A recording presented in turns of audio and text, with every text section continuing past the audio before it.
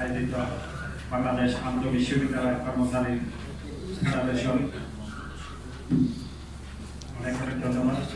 তারা পে স্কেলের আগ মুহূর্তে এরকম একটা সংবাদ সম্মেলন করার জন্য। আসলে আজকে এখানে বক্তব্য দেওয়ার মতো কিছু নাই, অনেক বক্তব্য দিয়েছে। 2019 সাল থেকে এই প্রেস ক্লাবে না হলে আমি 100 বার এসেছি।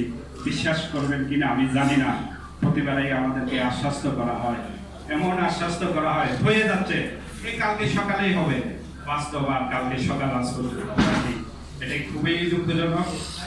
আমি বারবারে বলে আসছি, আসলে যখনই পে স্কেল হওয়ার একটা গুঞ্জন ওঠে তখন আমার অনেক সাংবাদিক ভাইয়েরা ওনারা এমন এমন নিউজ করেন, এটা আসলে এই হয়ে যাচ্ছে, এই কালকে হয়ে গেছে, এই বেড়ে গেছে, 200% হয়ে গেছে, 300% হয়ে গেছে। এই 300%, 200%, 100% হইতে হইতে 20 টাকা না পায় এখন বর্তমানে 35 টাকা। কিন্তু এইটা আমাদের সাংবাদিক বন্ধু ভাইয়েরা এটা নিউজ করেন না, শুধু নিউজ করেন পে স্কেল নিয়ে। কারণ এটা আমাদের 14 লক্ষ কর্মচারীর আশা আকাঙ্ক্ষা। এই পে স্কেলের নিউজ করলে অনেক ভিউ পাওয়া যাবে, কিন্তু 20 টাকার নাফা যদি 35 টাকার নিউজ করে এটা কখনো ভিউ পাওয়া যাবে না, এখানে মানুষ দেখবেও না।